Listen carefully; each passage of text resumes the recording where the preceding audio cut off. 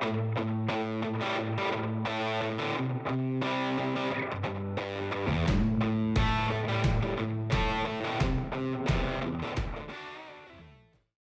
y'all, I'm Lauren and welcome to Cantina Cast. Today I am giving my full review of Star Wars Outlaws Low Red Moon written by Mike Chen. This novel comes out on February 3rd. This is a prequel to the Star Wars Outlaws video game. However, if you're not into the game, if you've never played it before, but you're wanting to get to know some new Star Wars characters and get into a new Star Wars story, it's not required that you play the game or have played it before. It's still very easy to get into, and I say this as someone who doesn't really get into the video games ever, and I still enjoyed reading this book. We do follow a couple of characters that are in the game, Jalen and Sleero Barsha. They are not main characters, but they are notable characters from the game. In this review, I'm not going to get into any details from the game itself, just for any spoilers for the game. I say that with a caveat because if you haven't played the game, but you read the book, if you don't want to get spoiled for the game, I do feel like this book does probably reveal some stuff that maybe in the game you wouldn't know until the end of the game, if that makes any sense. So if you're sensitive about spoilers and you haven't played the game and you're planning to,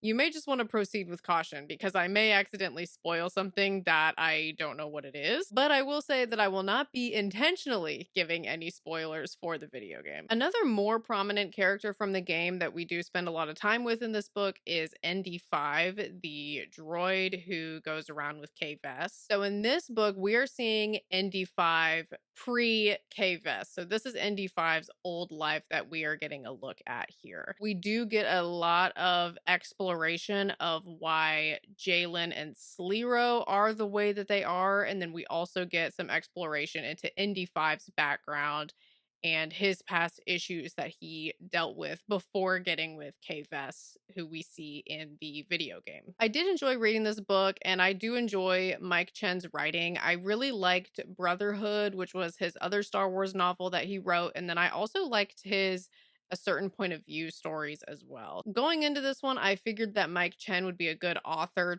to take a chance on a new character with, since I knew that I've liked Mike Chen's other stuff. Even though I didn't go into this book really knowing Jalen and Sleero Barsha or ND5, I did find myself getting invested in these new characters, particularly ND5. I will say that he's definitely the character that I came out of this book rooting for. So if you haven't played the game or aren't really planning on playing the game, but you like the criminal underworld side of Star Wars, you may be interested in this book. I don't call this book a must read because there's not anything revealed in this book that you have to know about when it comes to watching other Star Wars stuff, or I suspect even with playing the game. I kind of got the impression that what this book does is reveal some more information about the characters that's kind of good to know, but you don't have to know it. So that's why even though I had fun with this read, I wouldn't really call it a must read because there's not any information in here that you absolutely have to have in order to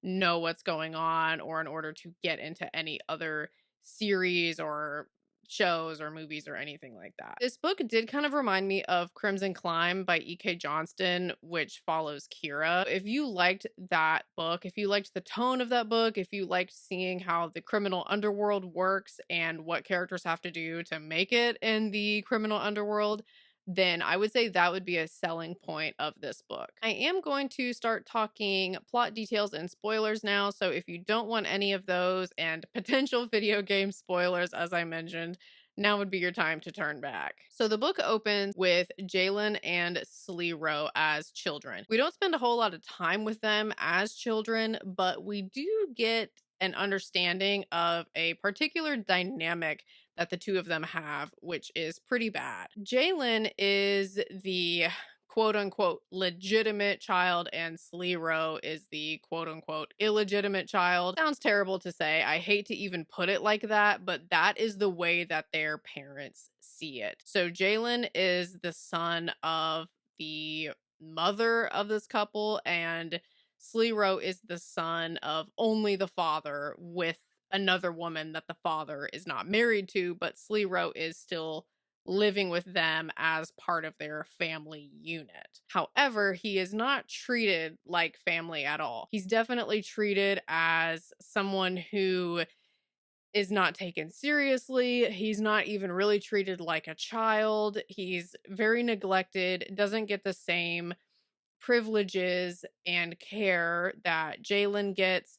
And these two brothers are very much pitted against each other by their parents. Even when Jalen is a kid, he does recognize that this is a problem. Obviously, as a little child, he can't really do anything about it, but he does feel very strange being in the situation and being in the middle of it. That feeling has been present for Jalen pretty much the whole time. So even though his parents don't want him to take Slero seriously, he still does treat Slero as his brother. And Slero seems very much like he's kind of like accepted that this is his fate and he doesn't really fight against it. Even though he seems to appreciate that Jalen treats him with kindness, it doesn't really help Slero out that much. He's still in a really terrible situation regardless. And the Barsha family are very wealthy because they build destroyers for the Republic. Once the transition to the Empire happens, so we do fast forward at this point in the book, and then we kind of pick back up with Jalen being 22 years old. Once the transition to the Empire happens, the Barshas are now supposed to be building ships for the Empire. Once this happens, Jalen's parents are getting ready to retire and they are starting to coach him on taking over the company and just moving forward with it from there with himself as CEO. The funny thing is that Slero is more qualified at this than Jalen is because he has actually spent more time learning the company while Jalen went off traveling for a while and he just kind of knows more about how these ships work. It really is Slero that should be the CEO, but because Slero is in the parents' eyes illegitimate, it's not going to be him. So Slero is working for the ISB for the Empire, basically just because it's a job that will pay that is available to him. So it's not like he had any particular like passion for going into the Empire, but it was just kind of like what was available for people. While Jalen is getting ready to take over the company, he uncovers this huge amount of corruption on the part of his parents. And they've been working with crime syndicates. They have a lot of dirty money, like probably money laundering going on. Like it's not good. Like they've been doing a lot of illegal stuff. And that is where some of their wealth has come from. Once Jalen finds this, he immediately tells Slero and is asking for his help in figuring out what to do about it.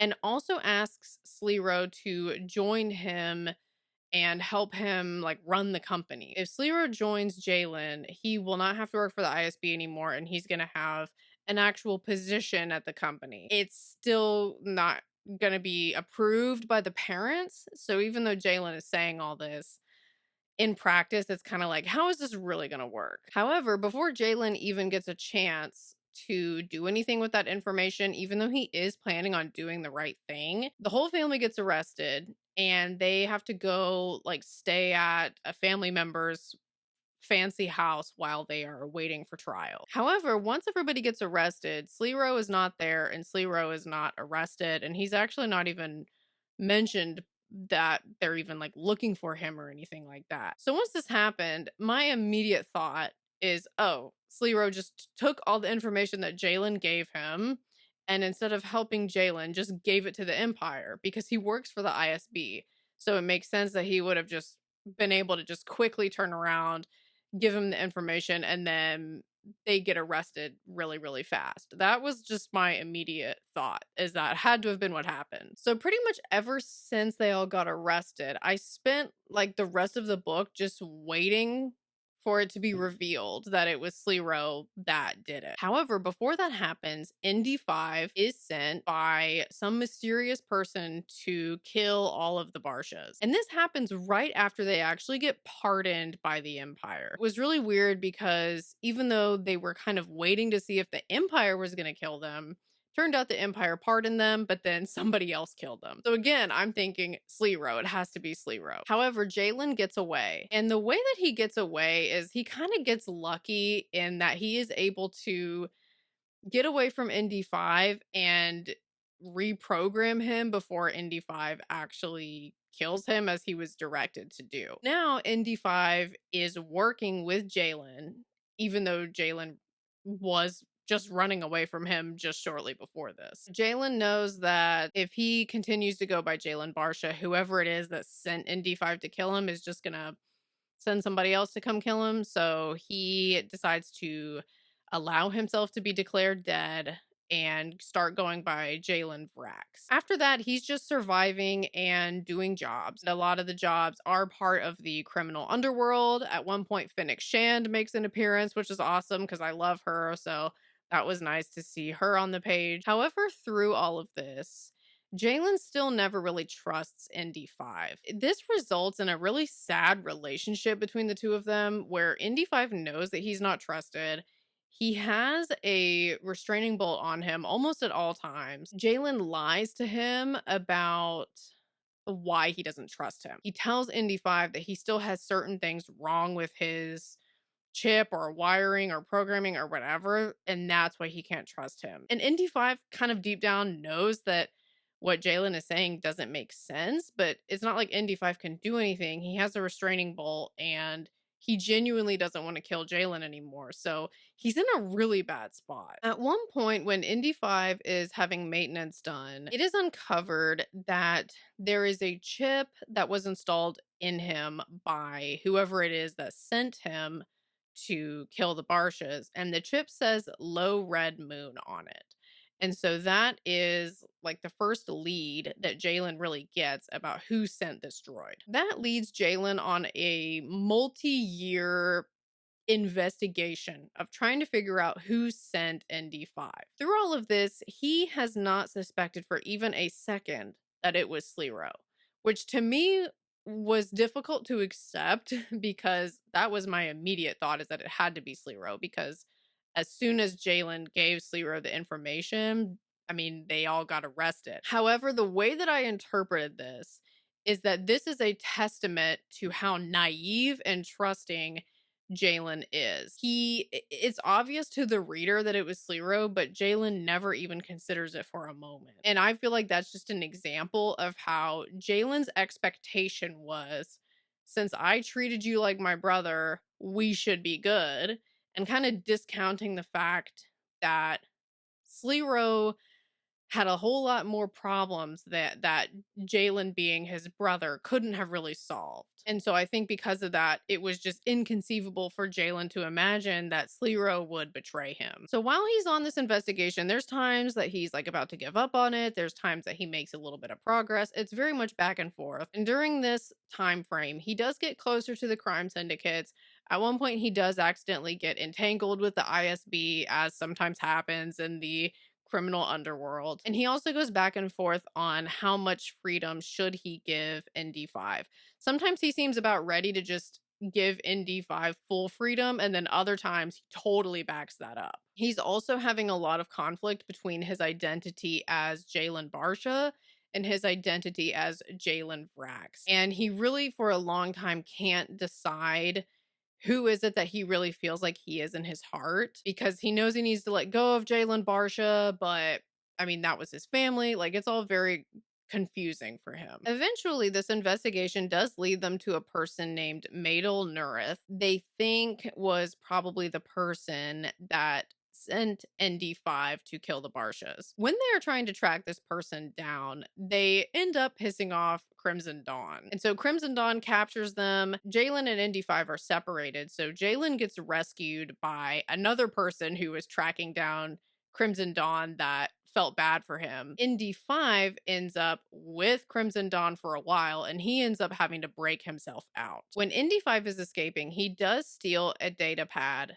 that ends up revealing the information about who actually sent him. And the reason that the data pad has it on there is because Madel Nurith, she wasn't actually the person that sent ND5, but she was connected to the person who was. And of course, as we were probably all expecting by now, it does end up being Slero. On the data pad, there is a video that Slero originally wanted ND5 to play for Jalen before he killed him, and ND5 just never got the chance to do that. And in the video, Slero explains everything. What happened is that the Empire didn't really take Slero as seriously as he wanted to be taken, which is just like a ongoing issue in Sleero's life, and he basically just got tired of dealing with it. And so because of that, he decided to turn over all that information that Jalen gave him about the parents' illegal activities and figured that if he did that, then the Empire would take him seriously now. However, his plan did not really work out because the Empire just pardoned them. He didn't really get anything for his trouble. So that was why he decided to just take them all out himself. That's where you see that Sleero had a lot of resentment building up over a long time that Jalen really was not being honest with himself about. And once Jalen gets the truth in his face like this, he's pretty much forced to admit to himself that Jalen Barsha is fully over, fully dead, fully in the past. And going forward, he's strictly living as Jalen Vrax, and he's leaving all of that past connection to the Barsha family, Sleero included, behind. Sadly, this also results in Indy 5 getting the restraining bolt put back on. So I guess even though he's leaving Jalen Barsha in the past, he's kind of not really fully leaving him in the past because he still doesn't trust Indy 5 because of his identity as Jalen Barsha. You get the idea that going forward, their relationship is still going to be not great and still going to have a lot of mistrust on Jalen's part. And it's really, really sad for Indy 5. Funny enough, they do end up working with Crimson Dawn going forward. And the way that that happened is that when Jalen was originally trying to rescue Indy 5, he ended up doing some work for Kira as part of trying to get to Indy 5. So that working relationship that they established does end up continuing even after Indy 5 escapes Crimson Dawn and ends up back with Jalen. So because of that, we do get to see Kira in this book too, which was fun. Once we get to the epilogue, we do briefly see Indy 5 and Kay Vess on the page together. So it's kind of just like a hint to the reader that this is where the story is going for Indy 5. He's not going to be stuck with Jalen forever, which of course, if you've played the game, you already know that. The way that I took this book was as a exploration of why Jalen and Sleero have the issues with each other that they do. Especially if you've played the game, you know what I'm talking about. What kind of environment made them feel that way about each other, and just kind of how did they get there? And so that's why I say, even though I wouldn't call it a must read, I do feel like this book does have some valuable information if you are a fan of the games and would like some more backstory and explanation on why those characters are the way that they are. I did also appreciate seeing Indy 5 and Kay Vess on the page together. So that way, if you are a reader that doesn't really know anything about the game, you do still get that hint that they are going to be together eventually and working together, and Indy 5's story is not going to end with him basically being a prisoner of Jalen Barsha's. Something to keep in mind about this book, though, is that if you want to know how Jalen and Sleero's story ends, you probably would want to watch the cutscenes from the game because that does get addressed in the game. So let me know in the comments if you are planning on reading this book, and especially let me know if you are a fan of the game. How did Jalen, Sleero, and Indy 5 compare to the game version of these characters? And thanks so much for joining, y'all. I hope that y'all have a great rest of your day. Bye, guys.